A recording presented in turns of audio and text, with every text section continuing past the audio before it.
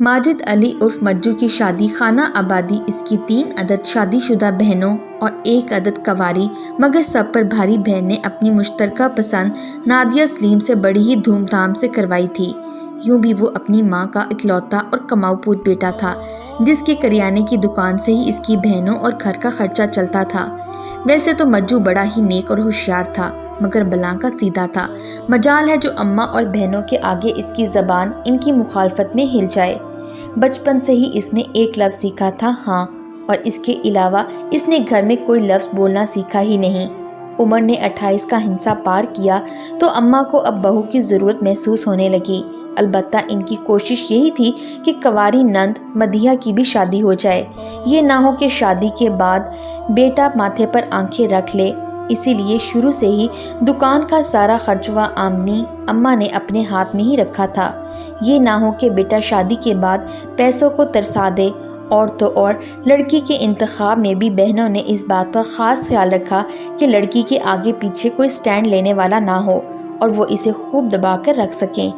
بن باپ کی سب سے بڑی ذمہ دار 26 سالہ نادیہ نے اپنی پلکوں پر ڈھیروں خواب لیے ماجد کے سنگ رخصت ہو کر اس کے چھوٹے سے آشیانہ میں چلی آئی، مگر اس کے سہانے محبت بھرے خواب شادی کی پہلی رات ہی بری طرح چکنا چور ہو گئے تھے، جب ماجو نے دبے دبے لفظوں میں اسے باور کرایا تھا، دیکھو نادیہ، میں نے کبھی اپنی ماں کو کوئی تکلیف نہیں دی، بڑی امیدیں ہیں انہیں مجھ سے اور تم سے بھی، ان کا دل نہ دکھانا، ان کے آگے کبھی مت بولنا۔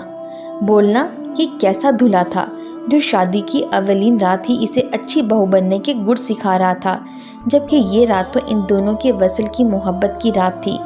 نادیہ نے بھی جھٹ پلکیں جھکا دیں، مبادا سرتاج ناراض ہی نہ ہو جائیں۔ شادی کے دوسرے روز ہی نادیہ کو اندازہ ہو گیا کہ ماجو صرف اپنی اماں اور بہنوں کی سنتا ہے۔ سارا دن ماجو کی اماں ساجدہ نادیہ کو گھر کے کاموں میں ہلکان کیے رکھتی، کبھی نند کی فرمائشیں تو کبھی ساس کی، وہ بیچاری منع بھی نہ کر پاتی، اور جو کبھی لب کھولنے کا سوچتی بھی تو ساس کی قہر آلود نگاہیں اس کے لب ہلنے سے پہلے ہی خاموش کرا دیتی، اسے کچھ کہنے کا مطلب اسے ناراض کراتی، پر کرا دیتی۔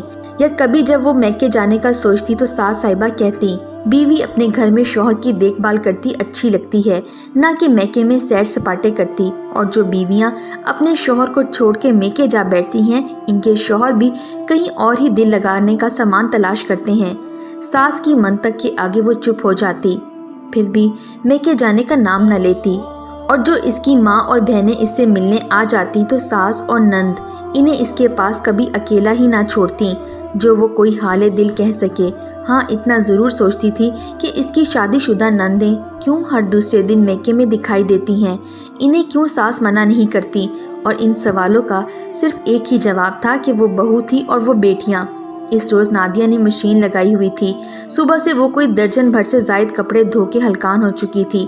آگ اگلتا سورج صحن میں کپڑے دھوتی نادیہ پر مسلسل اپنا قہر برسا رہا تھا، اور وہ پسینے میں شرابور اپنی خراب قسمت کو کوس رہی تھی۔ ابھی وہ کپڑے پھیلانے کھڑی ہوئی تھی کہ اسے منہ بھر کر کہہ آئی اور وہ فوراً واش روم بھاگی تھی۔ ساس صاحبہ کو اس کے انداز ذرا کھٹکے تھے، وہ فوراً نادیہ کو لیڈی ڈاکٹر کے پاس لے گئی، اور جو خوشخبری ڈاکٹر نے سنائی تو وہ نہال ہو گئی تھیں۔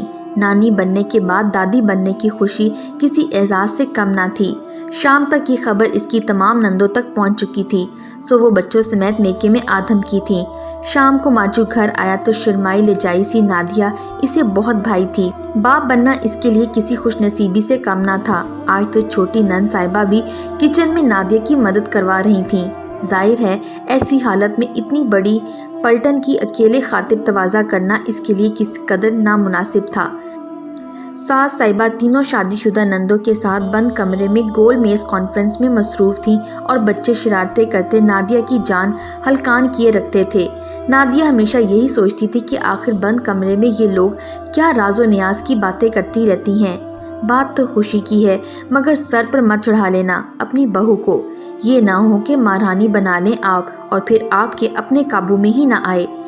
نادیہ کی سب سے بڑی نند عالیہ نے گول گول آنکھیں گھمائیں، اور کیا امی، آپ تو ہیں ہی معصوم، ارے 1 مہینہ لگا ہے بھابھی کو دبا کے رکھنے میں، اب پوتے کی خوشی میں ساری محنت نہ برباد کر دیجیے گا، یہ نہ ہو کہ بھائی جورو کے غلام بن جائیں۔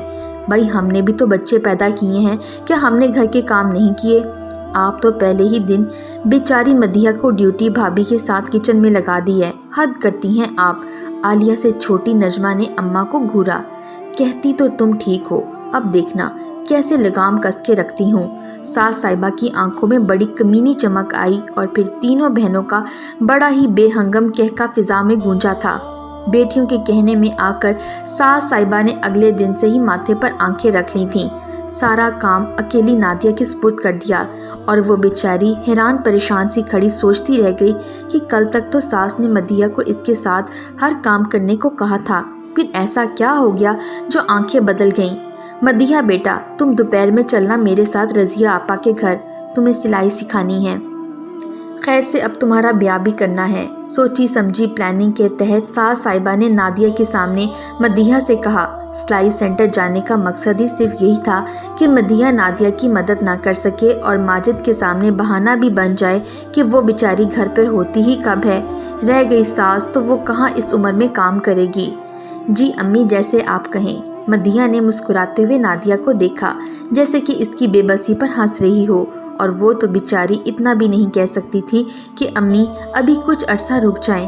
اب مدیحہ ہر وقت اپنے سلائی کے کاموں میں مصروف رہتی اور نادیہ گھر کے کاموں میں۔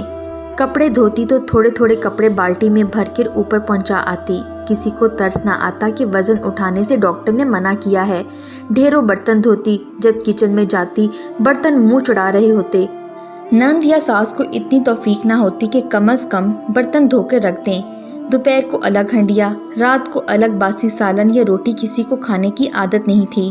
مجو گھر آتا تو نڈھال سی نادیہ کو دیکھ کر تھوڑا پریشان ہو جاتا۔ اکثر وہ الٹیاں کر کے نڈھال ہو جاتی تو ساس بڑی ہی بے فکری سے کہتی، بھائی الٹیاں تو ایسے میں ہوتی ہی ہیں، مجھے تو پورے 9 مہینے تک ہوتی تھیں، مگر مجال ہے جو گھر کا کام رکا ہو، اور وہ بیچاری پھر سے کام میں جت جاتی۔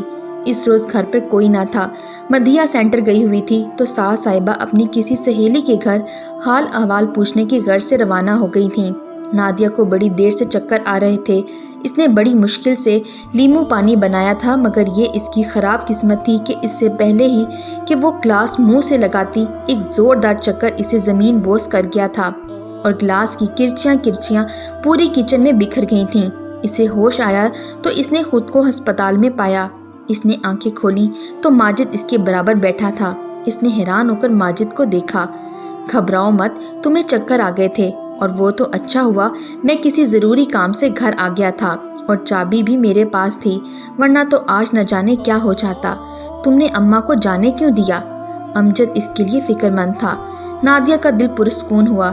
اب یہ ٹھیک ہے، لیکن آپ کو ان کا دھیان رکھنا ہوگا، یہ بہت کمزور ہیں، ان کی خوراک کا خیال رکھیں، کچھ دن انہیں ریسٹ کرنے دیں اور ہلکا پھلکا کام کروائیں، یہ نہیں کہ سب کام ان پر لاد دیں، اسی وجہ سے ان کا یہ حال ہوا ہے۔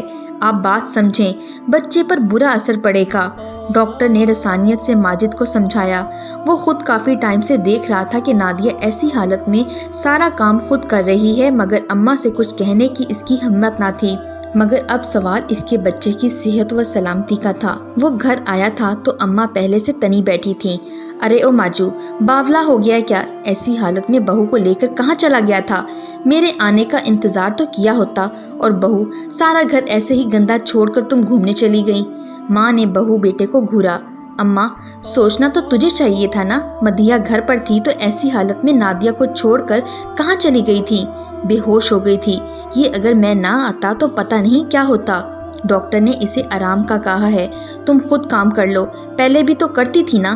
زندگی میں پہلی بار ماجد نے اماں کے آگے زبان کھولی تھی۔ اماں تو اماں، نادیہ بھی ہک دھک ماجد کا یہ روپ دیکھتی رہ گئی۔ اماں تو ابھی تک شوق میں تھی۔ ماجد نادیہ کو کمرے میں چھوڑ آیا تھا، پھر اماں کی ہمت نہ پڑی نادیہ کو بلانے کی۔ اگلے دن اماں نے اپنی تینوں بیٹیوں کو فون کر کے بلا لیا۔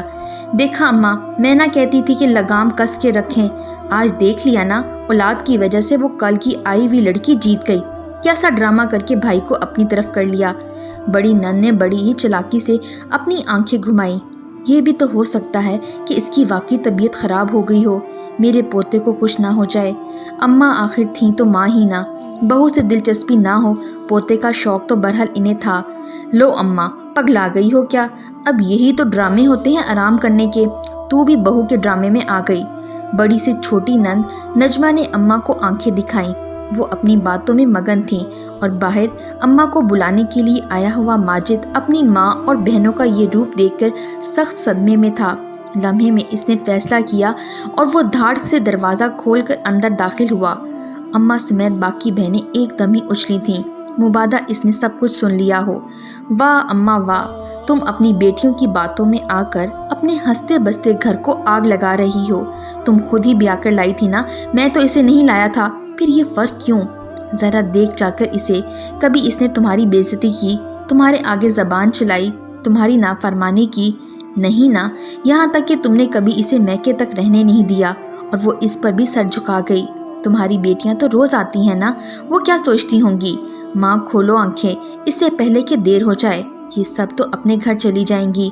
تمہاری اصلی بیٹی تو وہ ہے نا، تمہارے دکھ سکھ کی سانجھی۔ اماں بیٹے کو دیکھتی رہ گئی۔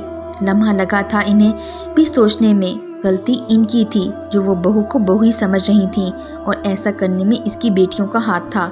بھائی ہمیں غلط نہ سمجھ، عالیہ فوراً بولی۔ باجی پلیز آپ نہ بولو، آپ لوگ اپنی زندگی میں خوش ہونا، پھر آپ کو اس سے کیا مسئلہ ہے؟ اور اماں تم جانتی ہو نا میں تم سے کتنا پیار کرتا ہوں، جیسے ہم پہلے سب ہنسی خوشی رہتے تھے کیا اب نہیں رہ سکتے؟ ضروری ہے رنجشیں پالنا؟ میں تمہارا ہوں اور تمہارا ہی رہوں گا، بس اس گھر کو ہنستا بستا کر دو۔ ماجد اماں کے گلے لگ گیا۔ ماجد کے پیچھے آتی نادیہ نے تشکر امیز نظروں سے ماجد کو دیکھا۔ وہ تو سمجھی تھی کہ ماجد صرف ماں بہنوں کے کہنے میں رہتا ہے، لیکن وہ اب جان پائی تھی کہ ماجد صرف فرما بردار ہے، اس کا اخلاق اچھا ہے اور اسے یقین تھا کہ اس سے بہتر ہمسفر اسے نہیں مل سکتا۔ اماں اور بہنیں الگ شرمندہ تھیں، یوں کہ جیسے چوری پکڑی گئی ہو۔ رات بھر شدید تکلیف میں گزارنے کے بعد اسے فجر کے وقت ایک بہت ہی خوبصورت سے بیٹے کو جنم دیا تھا۔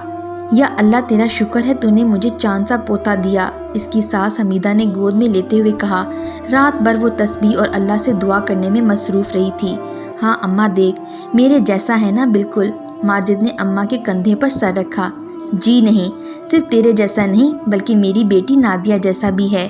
اماں نے جھک کر نادیہ کی پیشانی پر پیار کیا اور ننھے منھے کو نادیہ کے برابر میں لٹا دیا۔ نادیہ نے محبت سے اپنے مکمل گھر کو اور اس خوبصورت منظر کو اپنی آنکھوں میں محفوظ کر لیا تھا۔ ہر لڑکی پر سسرال میں شروع کا وقت مشکل ہوتا ہے، جسے وہ اپنی سمجھداری اور خوش اخلاقی و صبر سے گزارا ہوتا ہے، اور نادیہ نے بھی اپنی ماں سے یہی سیکھا تھا، جس کی بدولت آج اس کی ساس بھی اس کی تھی اور ماجد تو تھا ہی اس کا۔ جیون ایک خواب سفر لگنے لگا تھا۔